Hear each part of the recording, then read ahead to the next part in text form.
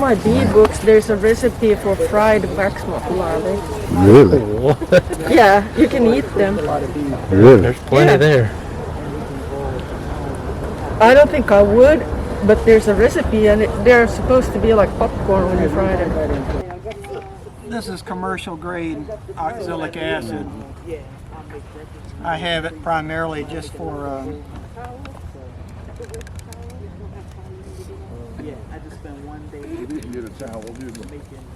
yeah, there's towels up there, a couple of towels on the porch. The garden hose can be turned on there by the steps.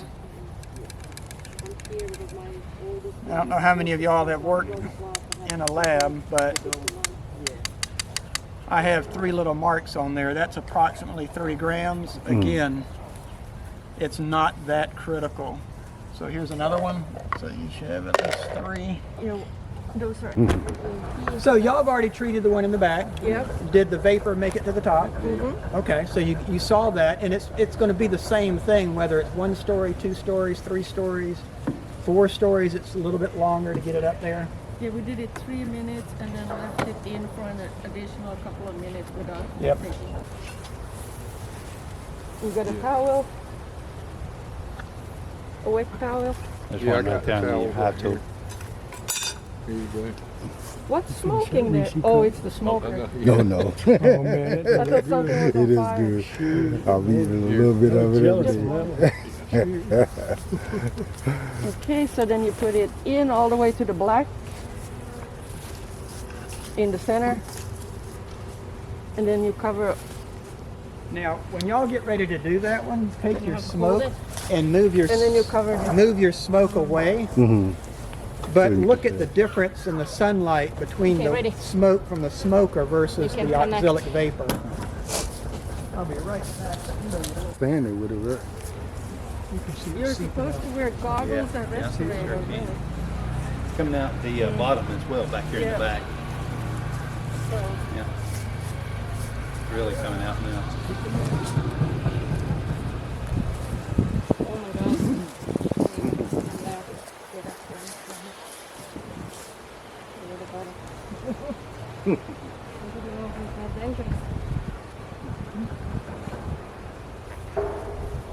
And COVID already did so much damage.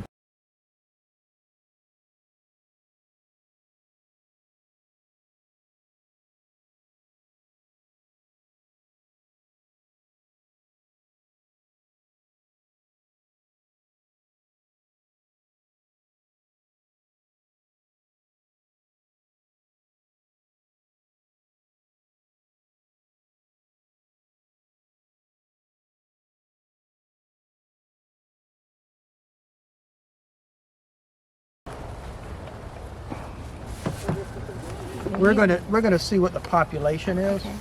So a couple of quick questions for you. Where would you want to take your sample of bees, or where should you? Probably the densest population, like the densest crowd. Where would that densest crowd be? They won't know till you open it. No. Maybe in the Think about it. middle frames. Think about it. Where are the bees the busiest? Like the Didn't you say the middle in frame, the center middle frame? frames usually. All right. Not being picky, but I am. Where are the bees focused at? And why? In the brood chamber? In the brood chamber. Take care of the babies. So we know field bees have varroa mites, but we also know in the brood chamber where they're hatching, the mites that are in the cells are coming out. They're getting on more bees, they're spreading around. So that's kind of the area where the mites are concentrated. So it's the brood chamber that you normally want to go to. This time of the year, yeah, it's going to be a hit and miss. Jesus. Something larger. Mine ain't been nearly You know, in that one of my bee books, there's a recipe for fried wax moth larvae. good. Really? Yeah, you can eat them. Really? There's plenty there. I don't think I would, but there's a recipe, and they're supposed to be like popcorn when you fry them. I'll pass. Hey, babe, you want to eat some fried wax moth?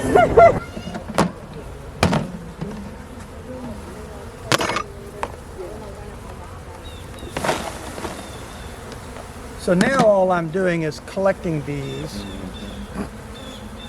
yeah, the half a cup in there. can't Yeah, get you them already to see do it. half a cup, right? Right. Now you notice the bees now are landing on me, but they're not stinging. They're probably thinking, wow, he smells really good. So I always try to keep this covered. I'm just going to lay this upside down for now. So in this technique, I'm going to give you the cup. Come around, I'm going to come over here. And when I have something like this, let me just get this out of the way. I'm gonna go that way. It's very easy to lay this off to the side and actually shake them down into a corner. And now scoop, pull it up and look at it. You've got the bees, and then with a pair of gloves, you would just put your hand over it. Okay. Okay? Okay. So you take it back from me, dump those back in there. Now we're going to do the 2 steps. I want to show you it's going to be a little more difficult. I need the bees in this jar. So bounce them in the corner, scoop and eyeball it, and then just drop them right in this jar. And just pop them in there. Turn it upside down and shake them in there, okay? So when you have extra bees in that cup, you'd be shocked. That's probably about, I'm going to say 275 bees. It might be a little shallow. But that's where it's important that if we kill them, we count them. Okay. Because when we're counting varroa mites, we want to know I got 10 mites per 300 bees or 10 mites per 280 bees. And then that gives you, just divide the 2 times 100% and that gives it. So this technique to me is the easiest. Right. Easiest to scoop. Yeah. When the frames have a lot of bees on it, you can scrape this and usually they'll fill it up and then you just hold it. Okay. 2 people you do that. So another piece of equipment, it's really a storage container for varroa mites, and then it becomes the container to use for that. So it's just a good way to do it. Now obviously if we did this with powdered sugar, we would release them. And have you actually done the mite shake? No. Oh, okay. So if I'm brand new. brand new, okay. What we normally do then is we normally put about a cup of alcohol, Okay. and then we stir it up. It kills the bees. Okay. It kills and washes the mites off the bees. So then you Okay. count the mites. So I spend about a minute just washing the bees. Okay. We then take this white Tupperware. This one needs to be clean because mites are very tiny, so this would really need to be clean so it's white. The screen will catch the bees, right? Uh-huh. But the mites will wash right through it. Okay. So the bees are in there, they're with alcohol, we've killed them, we've given it a couple of minutes to shake the mites loose, then we turn it upside down and shake it up and down to try to get as many mites off as we can. Then we go looking and count. Now the cool thing, and we usually have 2 of these, I left the other one up there. With 2 jars, we then would take this and clean it out. We would take, and I'm going to do it since I only have 1 jar. I prefer using a standard coffee filter. Now picture the jar has dead bees in it. This fits back in upside down. And now I count my mites. Now I don't want to throw my alcohol away, right? And I just pour my alcohol back through here. The mites get caught. I save the alcohol for the next colony. So you need 2 of these jars. You need a Tupperware, and a measuring cup. I just went and found one that was actually half a cup. If you use the larger stuff, So how do you order these tops? well, this is made from Walmart. So this is a standard Walmart canning jar, and that would be a metal lid. So I throw the metal lid away. I'm not going to can. Right. I go to the kitchen section of Walmart. This is your sink strainer. Gotcha. It has a metal rim around that I cut off. I put it down in here Let's go to this one and because then just hot glue it.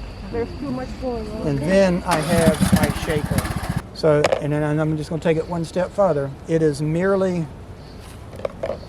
on your phone. I found 12 mites. I counted my bees, so I'm going to divide, and I only had 312 bees. That's 0.038, but I have to multiply by 100% to give me the percentage. So I would have 3.8 mites per 100 bees. I would go, that's 4%. You need to be treating. So 12 mites per 314 bees killed, you're in the range of you need to be treating. So this technique I think is the easiest. The scrape the cut method does work if you've got a lot of bees on the frame. The Walmart rig I think is great. We do have this in the kit. We usually it disappears on me. I made a couple more, but we're going to make some more over the winter time. Because in springtime I'm going to push everybody really hard to say, as soon as your bees get through February and they're into March, because March is already swarming season. I used to call it the Ides of March, Julius Caesar, but our winters have been so mild that it's been as early as Valentine's Day, that the bees have already been raising so much brood that you can go ahead and take your samples to know in the early spring. Because if you're over 3%, even though you're early spring, you need to be treating. You want healthy bees March, April, May, June. Because once those viruses get started, you just got weak bees. When's the best month for me to start the hive? So we have a program with Wilbanks Apiaries. Okay. We are on their commercial register list. They will sell us package bees. They're 3 pounds. They will sell us those at the commercial schedule. Okay. I just have to drive up there and get them. So usually by November I get their pricing and everything. So November, December, January, everybody's going online, reserving their bees. I'm scheduling it. We usually get 30, 40 packages. You'll have your boxes ready. And then we actually hold the class to install them. Because there's a couple of techniques there for that. The other alternative is you buy a colony of bees that they sell you that's what they call the nucleus of a colony. It's a 5-frame box like the red one over there. They just cost more. Colony's already started, but I mean just depends on how fast you want to try to get a 2-3 story box of bees. So those are options that we'll be talking a lot about. So does that make sense though? So the high beetle traps, you talked about rinsing them out, so you reuse these. I do. I usually take soap and water if they haven't gelled this bad. Yeah. Pour it down in there and let it soak a couple of days. And you are? I'm Amanda Bodian. I'm here in place of Roxanne Rubin. Oh, okay. Well, step over here to this side Sorry, for I me went with a lecture and I got stuck in Savannah. with the parade. So I usually try to dissolve that. This one's been in there a long time. And then if you take a garden hose on a jet spray and just spray it, it'll just start churning them out. Okay. I mean, these things went up to $3 a piece there for a while. It's ridiculous. Now what do you fill them with? You can fill them with any vegetable oil, or you can actually use concentrated Dawn dish detergent. Just mix it 50-50 and that'll work too. Well. Yeah. If you're really fancy and you want to use real expensive olive oil, that'll work. Okay, just whatever gourmet you want. So we need to put these bees back in there. So let's take that top back off. Just shake those back in there, and then you put those back in there. And then we'll put this kit back together. And where is Miss Roxanne Rubin this morning? Well, she didn't tell me, but she said she was not able to come. Is that the email I saw?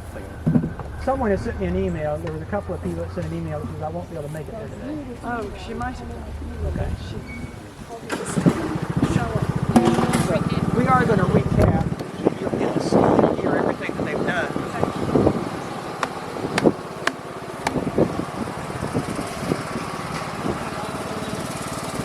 So what we'll do is, now this one trap I think is still good.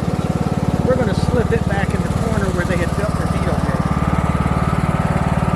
And then close this back up using the right orientation of the top.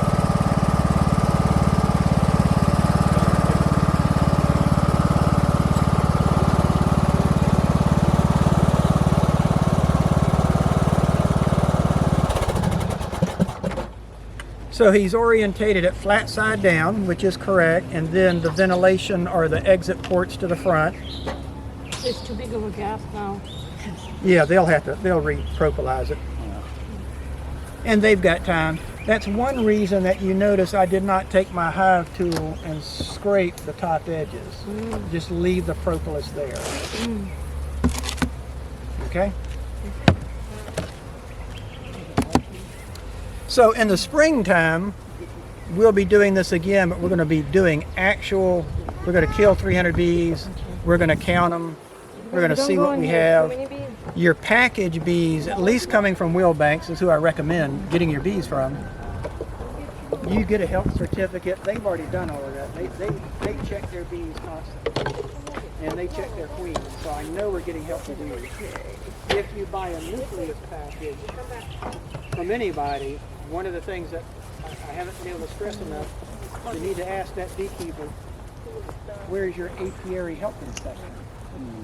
Some really small. All right, Soil Fam. So today we are here with Alana. Alana. I say Alana. Alana, anything would work. We met her a while back. Funny story is we met her at Tractor Supply Talking on the about chicken. chickens. That's right. And then we ran into each other again a while back here at Coastal Empire Beekeeping class. So we were talking today, and she told me that she is allergic to bees. And so many people say, I'm allergic to bees, I can't raise them. However, you have found a way that she can deal with them. Not saying that this will work for anybody or everybody, but to be allergic to bees, and she has been tested, and the results came back saying That I'm highly allergic, and it hit all the top points where any time of the day I can come outside and be stung, and I wouldn't be making it back to the house. And That's how that's- fast the reaction would go. so not just honeybees. Anything under bee category, any insects like wasps, hornets, any of those. Wow, that's amazing. So what do you do? So you are a beekeeper, you have bees, and what did the doctor tell you about you having bees at home? Yes, well, I received 2 EpiPens, one to carry with me all the time, one have at home just in case while I'm working with bees, and have it in a pocket with me, which I don't because I just don't have a habit. I should be carrying it with me. Again, just as in the case, because every bee sting is different. I've been stung 7 times this year, and only one time I had a reaction where I was scared for my life, and that's where I was telling you I start meditating and calming myself down, where I could open up my, I guess they would open up, the airways would open up on its own because I could not control it. Yeah. And that's where the panic kicks in, where you feel hopeless. Yeah, and don't at know that what's going point on. you do panic and you don't know what to do. So I thought it was fascinating that you still have your bees, even though the doctor wanted to remove your bees, and you find a way to deal with it. So that's the thing. If you are allergic to things, find ways to still, if you want to, she want to raise bees. It's so many benefits in raising bees, and yes, it is a huge danger to her life, but to be able to find a way to still do it and be safe about it, it's amazing. It's still, until nowadays, I would come to my hive and I would sit next to it and I'd just listen to the bees buzzing, and it calms me down because I have PTSD on top of everything else. And I can sit there for probably 20-something minutes without even knowing how much time passed by. A lot of times my husband will check on me and he's like, "You okay?" Sitting there. Yeah. And I would just, my mind would clear up. Yes. And I would be very calm. And I used to actually sit with no cover whatsoever until I find out how Yeah, allergic how I am. allergic So you are. now And I'm covered. The scary part is we still have bumblebees, wasps, and all these other things that sting, which are Yeah. in the bee category. You can So, go in the parking lot and get stung in any other city, doing groceries or whatever. Yeah. So it's really no different from beekeeping, which we do on a safe side. Yeah, But I there's think another that- option too. Take those shots that they're offering. It is going to be prolonged treatment, but for somebody like me, probably it's worth it. So I'm thinking to start taking them sometimes in the nearest future because I just don't like having big reactions, even if my hand will swell up.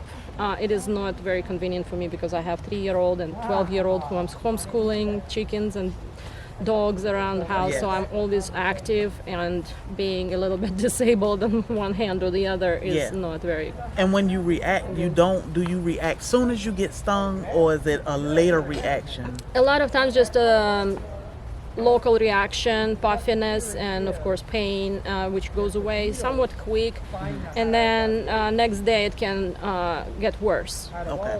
For me, I had to the point where my hand was so swollen, I was stung in the palm, in the middle of the palm, with no reaction that day besides pain, but the next day the whole hand swelled up to the point where I couldn't make a fist. Wow. And it felt like the skin of the other side of my hand would absolutely like explode. Yeah. Wow. And we need those So- hands because we can check Yeah. you out somewhere locally. Absolutely, Right? So yes. where are you? Where can we find you? And where can we find there? I'm actually in Richmond Hill, and I know there's quite a bit of beekeepers in there because I've seen those bees and I talk to people. They keep it there in the small properties. We don't have a lot of space in our backyard, but when something comes to my mind, I want to have it and I'll make it happen. So y'all go Yeah, visit please a lot of. You have a coffee shop. And we have a coffee shop called Tosa Coffee Company next to in Ford Plaza, that strip where all of the restaurants are. Okay. So y'all go get some coffee or tea, and soon you'll get it, and it'll be sweetened with her honey. So And please stay safe. yes, Yeah. stay safe, stay safe. So definitely do your research. So y'all, raising bees and being allergic to bees, it is possible, but you have to be safe and do your research.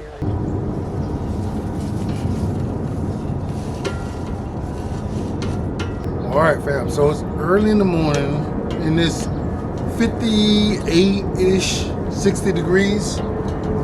Before the sun come up, I'm gonna go ahead and start trying to treat some of my hives. All right. So I'm gonna go ahead and get my smoker ready, get the rest of my tools, and we're gonna get at it.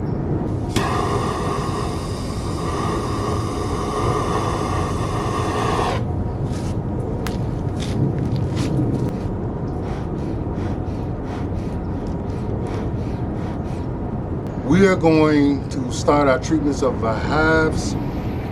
So just like I learned in beekeeping class, you know, I got all the necessary things I need to go ahead and get that started. So this is the first actual treatment of my hives, and I meant to go ahead and do it way sooner. But being a little unsure of what exactly I needed to do, I kind of hesitated. That's the importance of actually being a part of a beekeeping class or going to a beekeeping class. You get to have hands-on experience. And that way you actually know exactly what you're supposed to do on your own hives. So I really, really suggest that anybody who wants to get in there with your local beekeeping association. That way you get to know other local beekeepers and you get to get hands-on experience. Well, I know at least with ours, we get hands-on. I can't speak for every beekeeping association, but it's definitely important. All right, so let's get at it, guys, before the sun come up and my bees start to get real active. All right, guys, I'm gonna try to break this down as simply as I can. You know, I have heard of this process, and I thought I had a good idea of how the process actually go, but I wasn't really sure. So I'm gonna try to break it down in a way that will make you pretty sure of what you need to do. All right. So I got the acrylic acid wand. All right. Pretty cheap. You could buy it on eBay or Amazon. Everything that I'm using, you can actually purchase it online. So that's not an issue. It's not hard to come by. It is the cheapest way to treat your bees, and it's probably one of the more effective ways. All right, so with the powder, they say you want about 3 grams, but new studies have shown if you use more, it's more effective. So probably use a little bit more than that. All I'm gonna do is take my acrylic acid. These wands have a cup on them.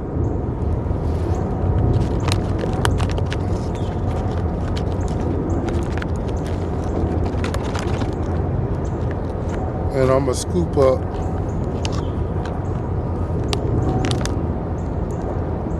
a portion. This is probably around about 4 grams of acrylic acid.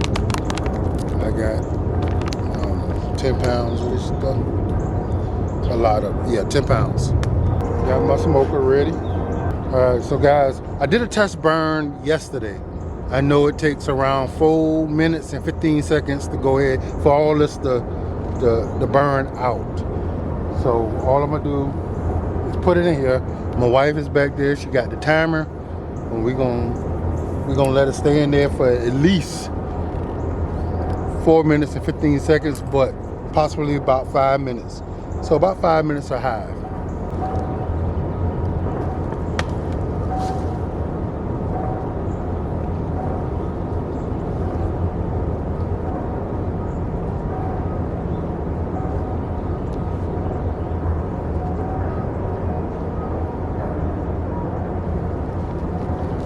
So guys, I got my wand in there about halfway. So it is in the middle of the box. And now I'm gonna go ahead and start it. Baby, you ready? You ready?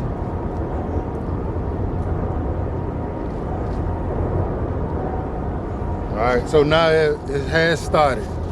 One of the tips he gave us was to remove the top so the acrylic acid will rise up in the box. And once you start seeing the smoke come out of the top, then you can go ahead and cover it back up. All right, so I'm gonna go ahead and do that.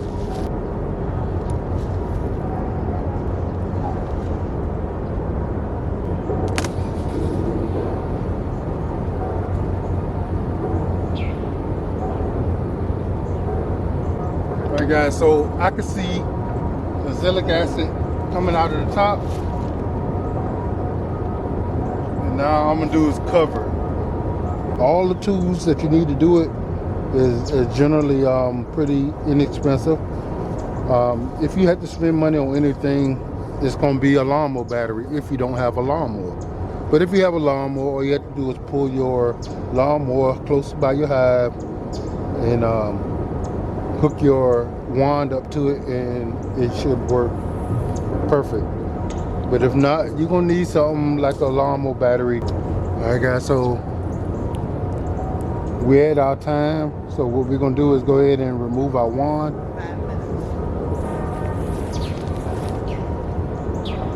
As you can see, they are pretty active now. Probably pretty pissed.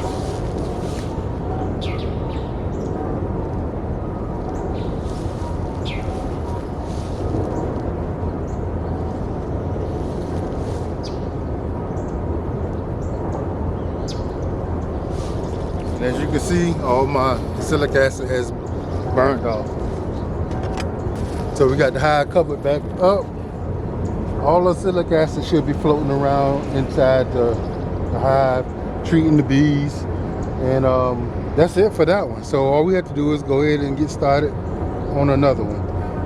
So guys, I know some of you have asked, do we treat our bees? And the answer is yes. Once I started doing some research on keeping bees, I knew treating them would be essential. All right.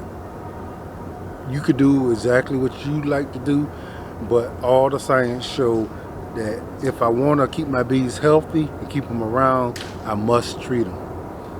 All right, so I hope that me doing my little demonstration on how to treat your bees with acylic acid actually help. You know, this coming from a newbie to possibly other newbies. Hopefully I can convey it in a way that you actually understand. I wasn't 100% clear on some of the content that I seen. You know, it wasn't broken down to me in enough ways to where I actually felt comfortable going in and doing it. So thanks to you know, the class that I took, I felt way more comfortable and immediately came home and treated my bees. So guys, thank y'all for joining me for to the next time.